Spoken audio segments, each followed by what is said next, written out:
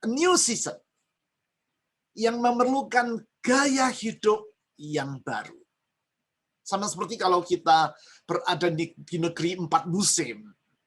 Musim dingin, musim semi, musim panas, musim gugur. Di setiap musim, orang mengenakan gaya pakaian yang berbeda. Demikianlah kita. Di dalam musim kehidupan yang baru ini, kita perlu gaya hidup yang berubah. Bukan itu saja.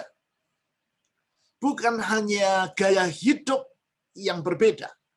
Kita juga memerlukan pola pikir yang berbeda pula. Kita tidak boleh hidup dengan pola pikir yang lama. Sebab zaman di mana kita ada sekarang sedang berubah. Dan kalau kita tetap mengenakan pola pikir yang lama, maka hidup kita akan jadi berantakan. Pentingnya pola pikir yang baru inilah yang Allah sampaikan kepada umatnya, bangsa Yehuda, 2700 tahun yang lampau. Allah mengutarakannya dalam nubuatan yang disampaikan oleh Nabi Yesaya.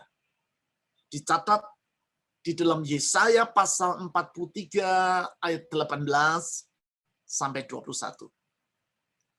Di dalam ayat-ayat tersebut, Yesaya 43 pasal 18 ayat 21, Allah berkata kepada umatnya, kalau nanti mereka mengalami masa yang sukar, a new season yang sukar, yaitu karena mereka akan dibuang ke Babel, Allah berkata di saat itu mereka tidak boleh lagi mengingat hal-hal yang dahulu, maupun memperhatikan hal-hal yang zaman purbakala.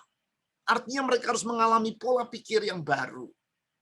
Dan Allah memberikan alasan mengapa itu yang harus mereka lakukan. Yaitu karena Allah berjanji bahwa Dia menyediakan hari esok yang baru bagi umatnya. A new season and a new future.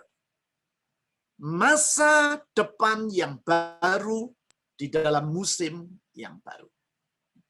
Di dalam firman Tuhan yang tadi saya sebutkan, Yesaya pasal 43, ayat 18 sampai 21, Allah menjelaskan bagaimana mereka harus menghadapi, bagaimana umatnya harus menghadapi masa depan yang baru itu. Di situ dikatakan ada 3 langkah yang harus dilakukan oleh umatnya. 3 langkah sebagai wujud dari pola pikir yang baru yang harus mewarnai mereka. Dalam hemat saya, 3 langkah itu pula lah yang harus kita lakukan dalam hidup kita dalam hari-hari ini. Sesudah 10 bulan kita melewati masa pandemi dan sedang akan menghadapi masa yang masih cukup panjang. Sampai kapan pandemi ini akan berakhir? Belum ada seorang pun yang dapat memastikannya. Ada yang berkata 6 bulan lagi, ada yang berkata 4 bulan lagi, ada yang berkata 1 tahun lagi. Tidak ada seorang pun yang dapat memastikannya. Tetapi yang pasti, di dalam menghadapi perubahan zaman, di dalam menghadapi perubahan musim ini, 3 langkah inilah yang harus mewarnai kita. 3 langkah, 3 pola pikir yang saya ringkas, saya istilahkan sebagai DPA. DPA, bukan YPA, tetapi DPA. DPA tersebut adalah yang pertama, D, direction, arah. Kita harus hidup memandang ke arah atau direction yang benar. Itulah yang Allah firmankan di dalam Yesaya pasal 43 ayat 18 sampai 19 kalimat pertama. Di situ ditulis demikian. Yesaya pasal 43 ayat 18 sampai 19a. Dia katakan demikian. Janganlah lihat atau janganlah ingat-ingat hal-hal yang dahulu. Dan janganlah perhatikan hal-hal yang dari zaman purbakala. Ayat 19. Lihat, kata Tuhan, aku hendak membuat sesuatu yang baru, yang sekarang sudah tumbuh. Belumkah kamu mengetahuinya? Artinya, Di dalam musim yang baru ini, pandangan kita tidak boleh melihat ke belakang. Jangan ingat-ingat hal yang dahulu, kata Tuhan. Namun kita harus melihat ke depan. Bukankah sikap seperti itu yang kita lakukan kalau kita sedang mengemudikan mobil? Kita mengemudikan mobil dengan memandang ke depan. Memang sesekali kita melihat ke belakang melalui kaca spion. Namun kalau kita mengemudikan mobil dengan terus memandang ke belakang, kira-kira apa yang terjadi?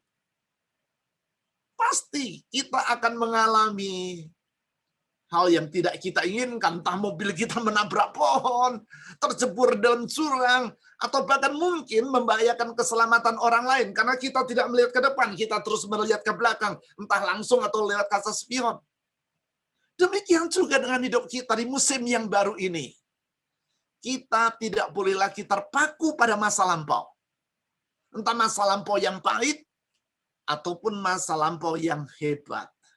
Jadi kita tidak usah lagi berkata, enak ya kalau dulu kita bisa ke mall dengan leluasa, sekarang nggak bisa.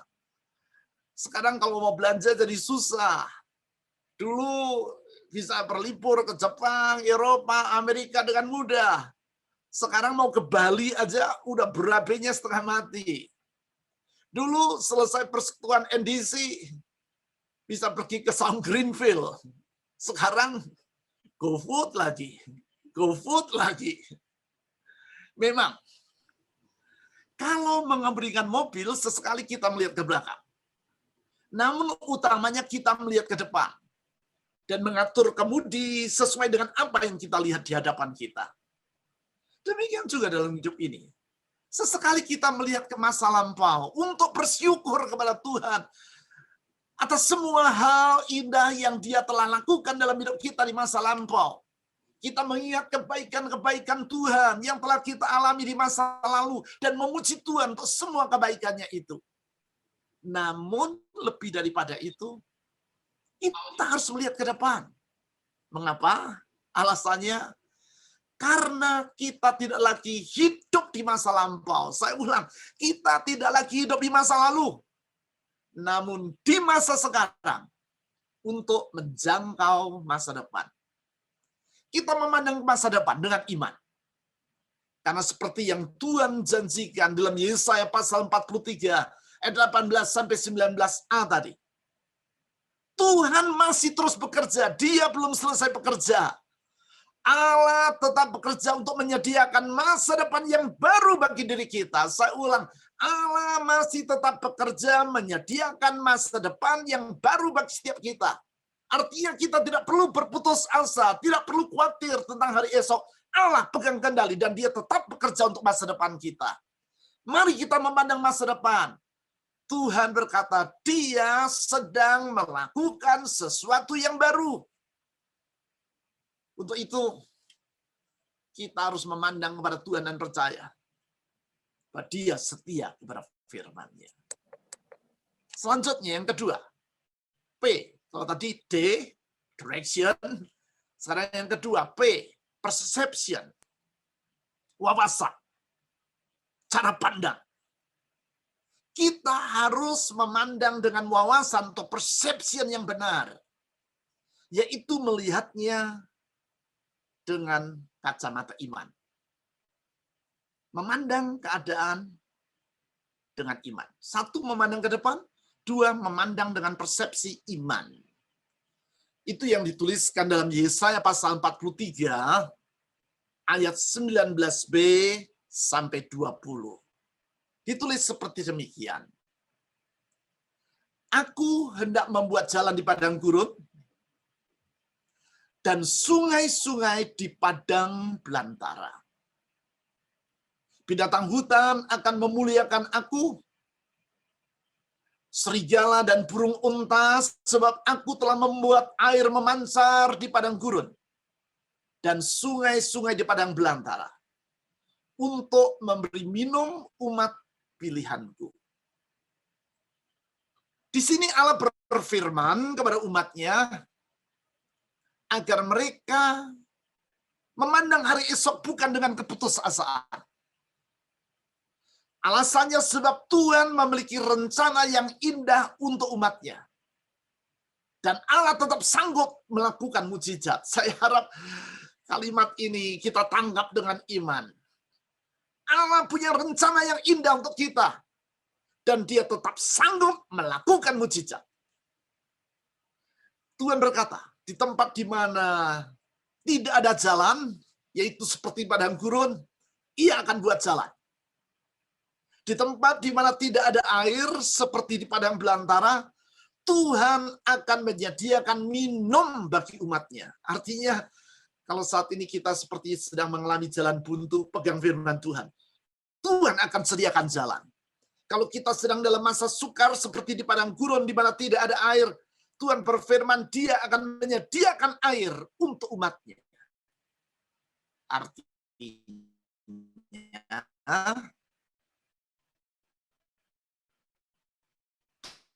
Tuhan ingin kita memandang yang terjadi ini bukan dengan persepsi atau wawasan yang sempit.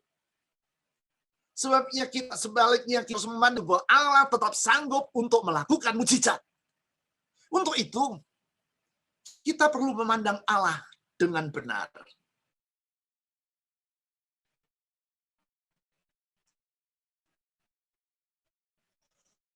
Kalau kita dapat mengarah, kita akan dosa.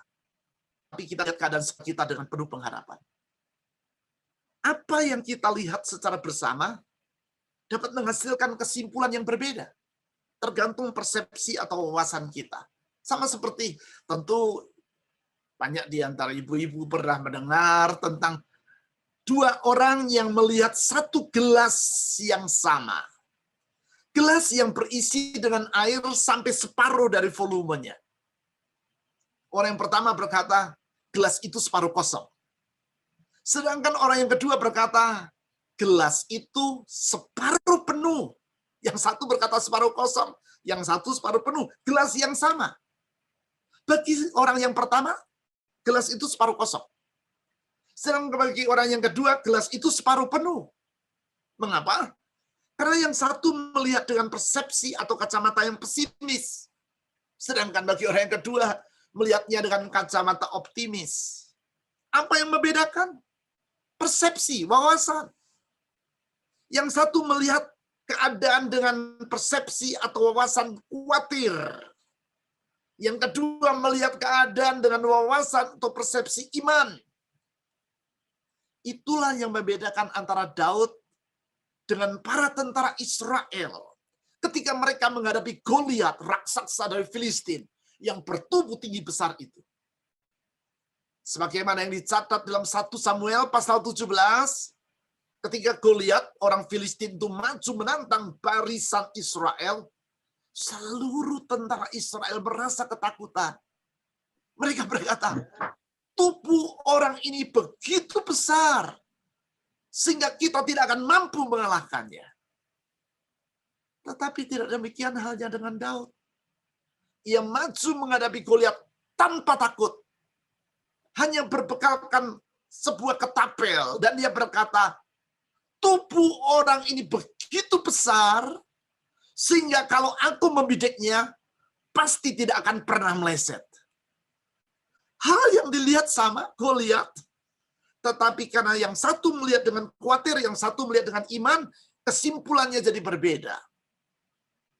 Karena tentara Israel menghadapi Goliat dengan sikap pesimis, mereka sama dengan melihat gelas yang berisi air setengah kosong. Tetapi tidak demikian halnya dengan Daud. Ia hadapi Goliat dengan iman yang optimis. Sehingga yang dia lihat adalah gelas yang separuh penuh. Nah, persepsi yang benar ini merupakan cerminan dari iman kita. Di dalam menghadapi Goliat masa kini, Goliat dalam bentuk pandemi seperti yang sedang melanda seluruh dunia hari-hari ini. Kalau kita percaya kepada Tuhan, kita dapat memandang kepada Tuhan. Kita percaya Tuhan lebih besar daripada Goliat. Saya ulang, Tuhan lebih besar daripada Goliat. Sehingga kita tidak akan menghadapi keadaan ini dengan rasa pesimis, khawatir, atau putus asa. Tetapi kita dapat menatap hari esok dalam iman. dan pengharapan kepada Tuhan.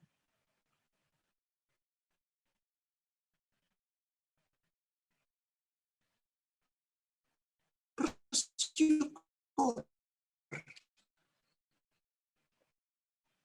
Allah yang hati benar, sehingga kita tidak hidup dalam keputusasaan, dalam rasa pesimis atau khawatir. Sebaliknya, hati kita akan limpah dengan sukacita dan damai sejahtera. Itulah yang dialami oleh seorang bocah berusia 4 bulan yang bernama Leo Ripon, yang tinggal di negara bagian Washington atau Washington State di Amerika Serikat. Sejak lahir, Leo mengalami kelainan genetis, sehingga ia tidak dapat melihat dengan jelas. Sebagai akibat, ia tidak dapat mengenali wajah ayah dan ibunya karena semuanya serba kabur bagi dia. Dia hanya tahu ini ayah atau ibunya dari suara, atau sesudah dia pegang wajah mereka dengan tangannya. Anak umur 4 bulan. Para dokter ahli menciptakan kacamata khusus untuk Leo. Ketika kacamata itu dikenakan pada Leo untuk pertama kalinya,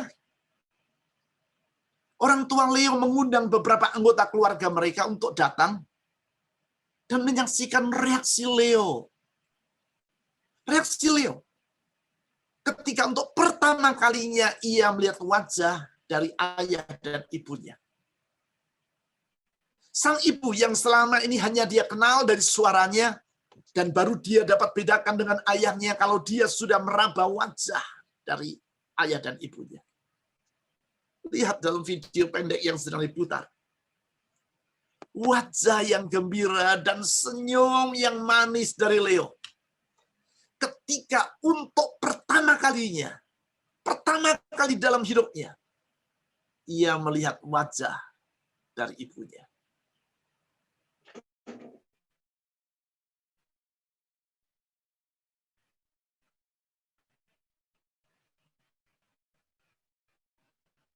Persepsi yang Leo.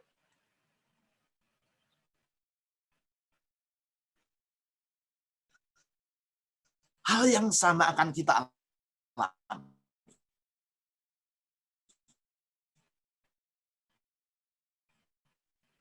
Persepsi yang baru dan benar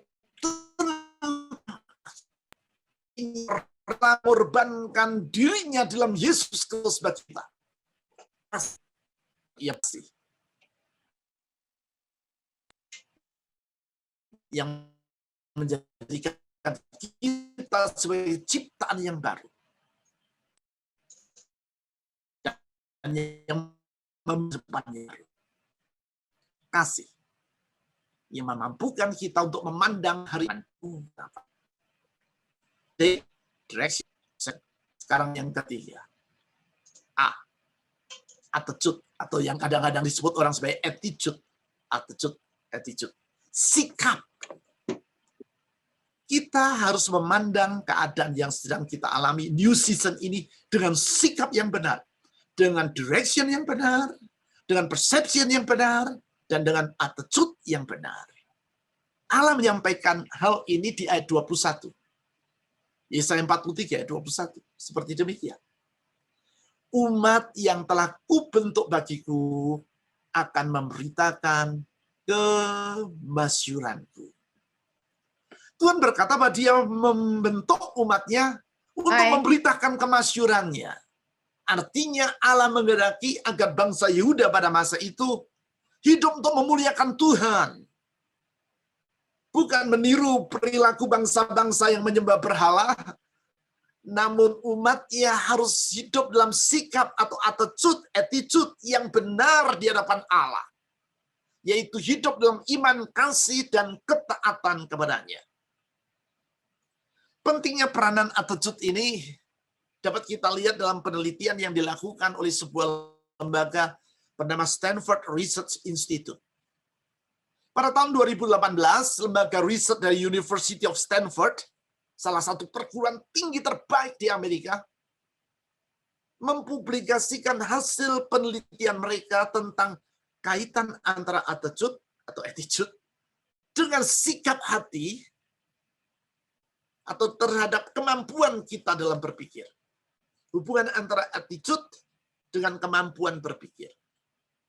Didapati bahwa ternyata kalau orang itu sikapnya positif, melihat apa-apa dengan positif, attitude-nya positif, maka otak yang bersangkutan akan bekerja dengan lebih baik. Bukan itu saja. Penelitian yang dilakukan beberapa tahun sebelumnya, tahun 2018 oleh Stanford Research Institute juga mendapati bahwa ternyata terdapat kaitan yang sangat erat antara sikap yang positif dengan keberhasilan. Di situ dikatakan 87,5% dari keberhasilan adalah karena sikap atau attitude yang positif. Dan hanya 12,5% yang disebabkan karena bakat, pengetahuan, atau keterampilan. Artinya, walaupun seseorang memiliki bakat yang luar biasa, pengetahuan yang luas, keterampilan yang sangat tinggi, namun bila attitude atau sikap yang bersangkutan negatif, maka sukar bagi orang tersebut untuk mengalami keberhasilan. Coba ingat, teman-teman kita waktu kuliah atau sekolah dulu, pinternya luar biasa. Kalau setiap kali ada ujian nilainya selalu A. Guru kasih soal, guru belum selesai kasih soal, dia sudah selesai dengan jawabannya, saking pinternya. Tetapi sudah lulus, biasa-biasa aja karirnya. Kenapa? Karena walaupun pinter, punya bakat tinggi, namun kalau attitude-nya negatif, sulit untuk berhasil. Bukan berarti dengan demikian bakat, pengetahuan, atau keterampilan tidak penting. Namun hanya bila orang memiliki attitude atau sikap yang positif, barulah kemampuan tersebut akan memungkinkan yang bersangkutan untuk mengalami keberhasilan. Tentu banyak di antara kita pernah dengar kisah tentang dua orang salesman yang dikirim oleh perusahaan mereka ke sebuah pulau untuk menjajaki apakah di pulau itu mereka dapat memasarkan sepatu. Mereka tinggal bersama di sana. Sudah sekian waktu kemudian, salesman yang pertama mengirim berita ke kantornya. Saya harus pulang. Saya tidak akan lama-lama di sini. Tidak ada gunanya bagi saya untuk tinggal berlama-lama di pulau ini. Karena tidak seorang pun di pulau ini yang mengenakan sepatu. Di hari yang sama, salesman yang kedua juga mengirim berita ke kantornya. Berita yang sama sekali berbeda dengan salesman yang pertama. Salesman kedua mengirim berita yang berbunyi, kirimlah 100.000 pasang sepatu ke pulau ini. 100.000 pasang sepatu. Karena tidak seorang pun di pulau ini yang sudah mengenakan sepatu. Mereka masih perlu sepatu. Saya akan tinggal di pulau ini agak lama untuk memasarkan 100.000 sepatu. Pulau yang sama, penduduk yang sama, kondisi yang sama, namun sikap dari kedua salesman ini berbeda. Apa bedanya? Yang satu dengan attitude positif, yang satu dengan negatif. Yang negatif melihat tidak ada gunanya, tidak ada yang pakai sepatu. Sama dengan melihat gelas yang berisi air separuh tadi. Separuh kosong. Sedangkan yang kedua melihat dengan attitude yang positif. Dengan optimis.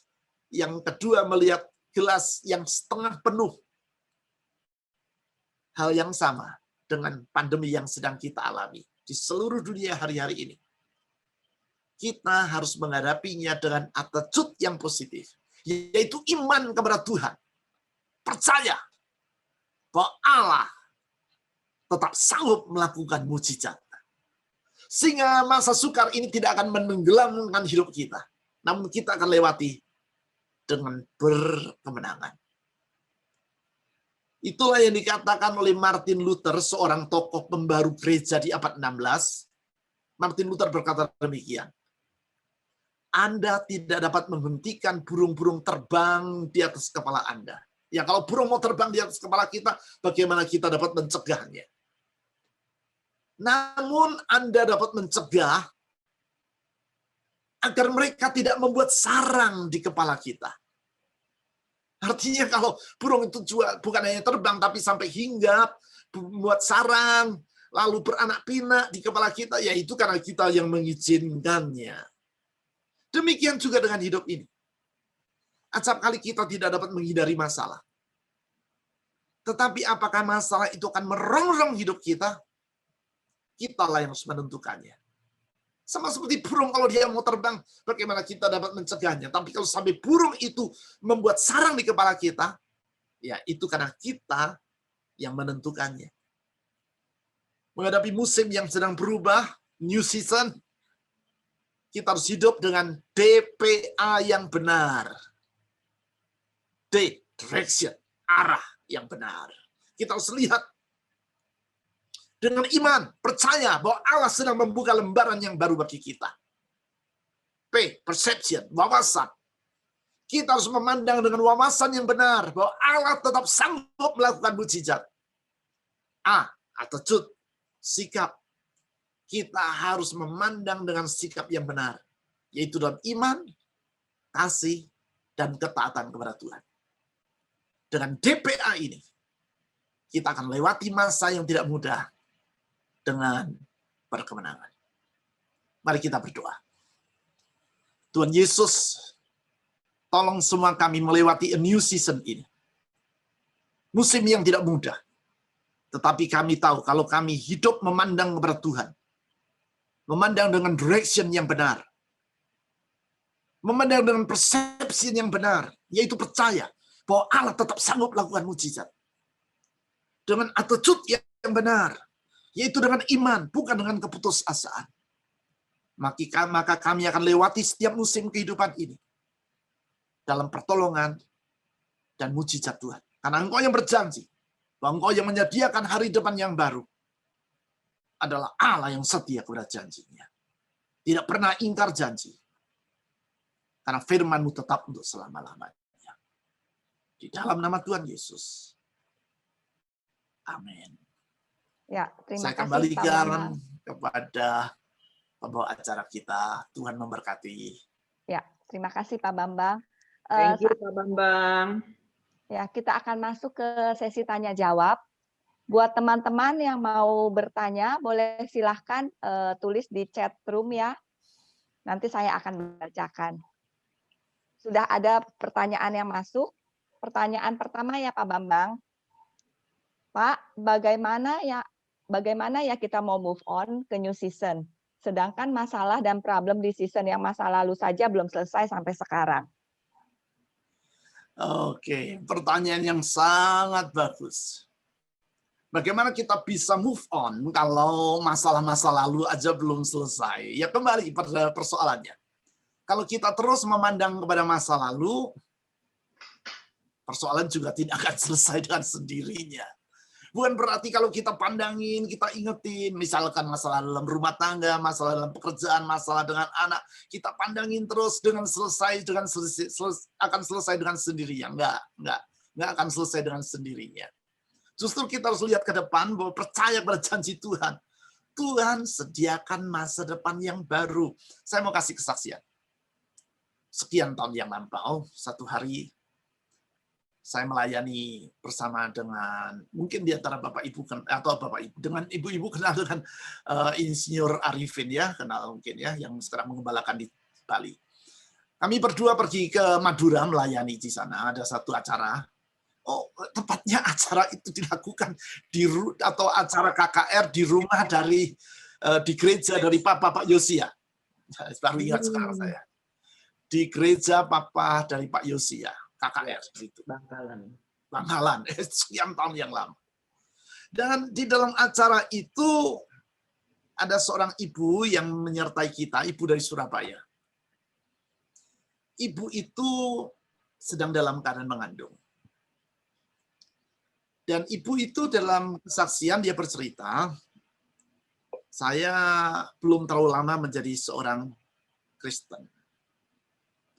Dan saya ada di sini untuk bersaksi dan sekaligus minta didoakan.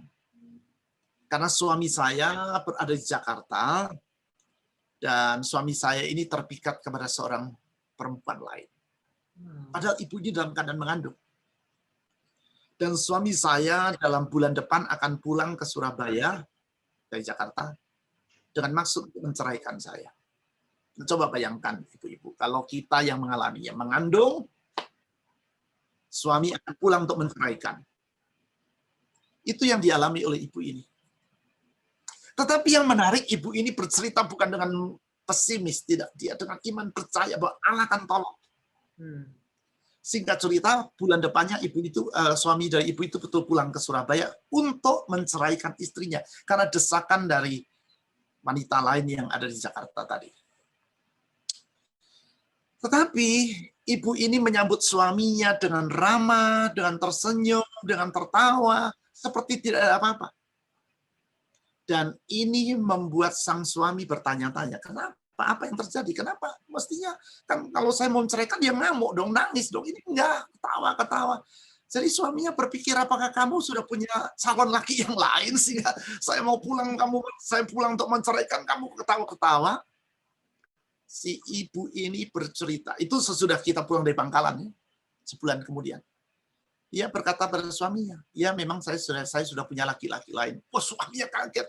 Siapa laki-laki itu? Si ibu ini bercerita, Yesus. Siapa Yesus? Karena suami ini bukan orang Kristen. Jadi singkat cerita, ibu itu mengajak suaminya datang ke persekutuan, di persekutuan rumah Pak Arifin. Dan suami itu dengar tentang Yesus. Di situ dia bertobat. Di situ dia mengambil keputusan urung menceraikan istrinya. Di situ dia mengambil keputusan tidak lagi melanjutkan relasinya dengan perempuan yang ada di Jakarta itu. Dan dia membereskan semua urusannya. Dan suami itu atau laki-laki itu sekarang menjadi salah seorang gembala gereja GBI di salah satu kota. Saya tidak sebutkan namanya. Kalau ibu tadi terus melihat ke belakang, melihat keadaannya, mungkin dia akan menerima suaminya dengan marah, banting kursi, banting meja. Tetapi justru karena dia melihat keadaan dengan persepsi yang positif, Allah bekerja. Dan mujizat terjadi. Wow. Kita harus move on dengan melihat kepada Tuhan dalam iman. Yes. Tuhan memberkati. Luar biasa. Pak, pertanyaan berikutnya, Pak. Bagaimana mengatasi kepahitan dalam hati terhadap orang yang seringkali menyakiti hati di saat ini mertua? Dari dulu sampai sekarang sudah 27 tahun. Sudah mencoba untuk memaafkan tetapi selalu disakiti lagi sehingga timbul dalam hati kepahitan.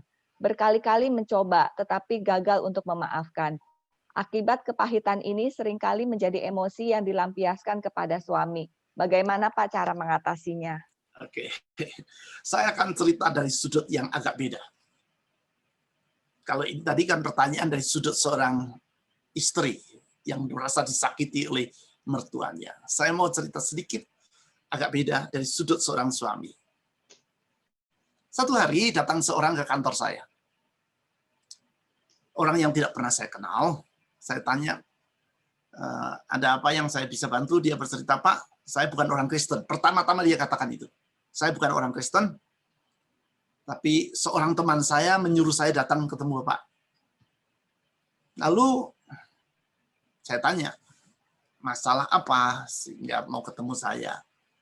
Lalu dia cerita begini, Pak, saya ada masalah. Saya sulit tidur. Oh, ya. Lalu gimana? Sudah ke dokter, ya sudah saya dikasih obat tidur, kasih ini, tetap aja saya nggak bisa tidur tuh. Dan saya sudah lebih dari 2 minggu terakhir nggak bisa tidur sekalipun. Dan itu penderitaan luar biasa. Nggak bisa tidur 2 minggu full itu beratnya luar biasa. Jadi sudah 2 minggu dia katakan.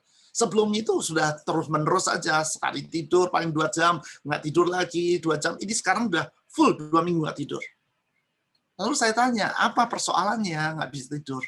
Lah itu Pak, saya nggak tahu apa persoalannya.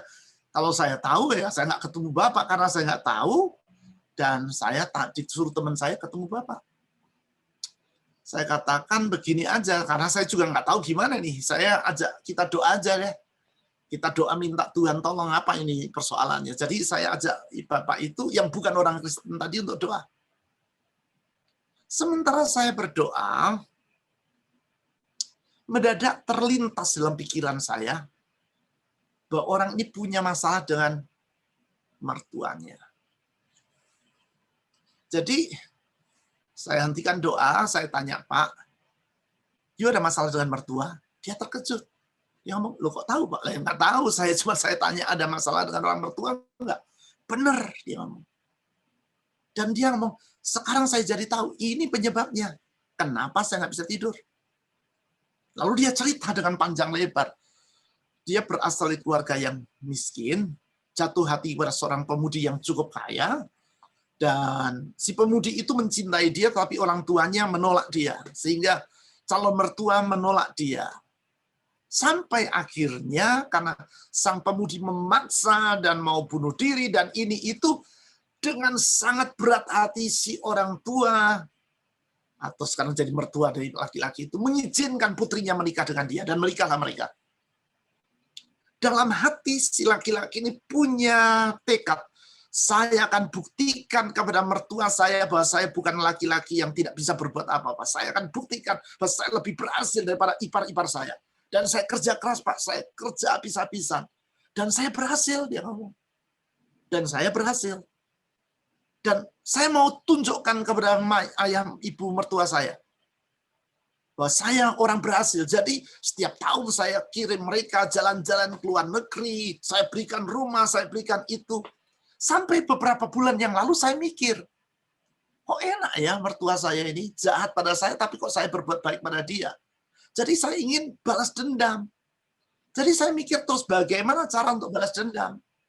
Dan karena saya terus mikir balas dendam, sekarang jadinya begini, Pak. Saya jadi tahu. Kenapa saya nggak bisa tidur? Karena hati saya penuh dengan dendam, kepahitan tadi. Kepahitan itu seperti luka. Kalau digaruk, enak kan? Kalau luka udah hampir kering, kita garuk enak, tapi akibatnya luka lagi. Kalau mau kering, kita garuk lagi, luka lagi. Jadi sebetulnya langkahnya tidak ada jalan lain kecuali ya tadi. Mengampuni yang bersangkutan. Kenapa kita mengampuninya? Karena dengan mengampuni sebetulnya kita sedang menyembuhkan hati kita sendiri. Tidak ada jalan lain. Kita harus belajar mengampuni. Jadi saya ajak orang itu untuk berdoa mengampuni ayahnya dan mertuanya, atau ayah dan ibu mertuanya. Dia nggak mudah. Pertama, dia bukan orang Kristen. Dua, mengampuni orang yang menyakiti hatinya nggak mudah. Tapi saya ngomong, ayo kita kalau engkau mau benar-benar sembuh dari luka hatimu, ampuni. Mengampuni itu seperti orang naik sepeda. Kalau kita bayangin naik sepeda, ya nggak bisa, pasti jatuh dong, naik sepeda cuma 2 roda. Tapi kalau begitu kita sudah mulai kayuh, dia akan jalan sendiri. Begitu cara membereskan kepahitan. Doa untuk mengampuni. Nggak ada jalan lain. Doa dengan sungguh-sungguh mengampuni. Bukan berarti kalau begitu langsung beres, mertua langsung berubah. Tidak. Tidak. Tetapi yang penting bukan keadaan sekitar kita, yang penting hati kita. Keadaan sekitar kita mungkin tidak berubah, tapi kalau hati kita berubah, kita akan lihat dengan persepsi yang baru. Wow. Tuhan memberkati. Ya, luar biasa jawabannya, Pak. Pak, berikutnya ada 2 pertanyaan yang mirip-mirip. Saya langsung bacakan saja. Apa tipsnya nih, Pak, supaya kita bisa selalu berpikir positif, selalu mempunyai persepsi iman yang seperti Bapak katakan, supaya kita tidak goyah. Kadang-kadang kalau kita melihat keadaan negatif yang tidak berubah, kita akan goyah dan iman kita akan luntur. Pertanyaan berikutnya, Pak, yang mirip-mirip, bagaimana atau cara apa yang harus dilakukan supaya seseorang itu bisa mengubah pikiran dan responnya yang selalu negatif? Bagus sekali. Ya. Ada 2 ekor anjing. Yang satu warna putih, yang satu warna hitam. Anjing yang sama, jenisnya sama, umurnya sama. Waktu diadu, anjing putih dan anjing hitam, yang umurnya sama, jenisnya sama tadi. Mana yang menang? Anjing putih atau anjing hitam? Tergantung. Tergantung pada apa? Tergantung anjing mana yang dikasih makan. Kalau anjing hitam banyak dikasih makan, tubuhnya lebih kuat, dia akan kalahkan si putih. Kalau si anjing putih yang banyak dikasih makan, tubuhnya lebih kuat, dia akan kalahkan si anjing hitam. Artinya, mana yang menang tergantung mana yang kasih makan. Begitu juga pikiran positif dan negatif kita, mana yang banyak dikasih makan. Kalau yang kita kasih makan pikiran negatif, terus aduh khawatir, banyak masalah, takut ini, takut, terus kita pikirkan yang negatif, kita akan hidup dengan attitude yang negatif.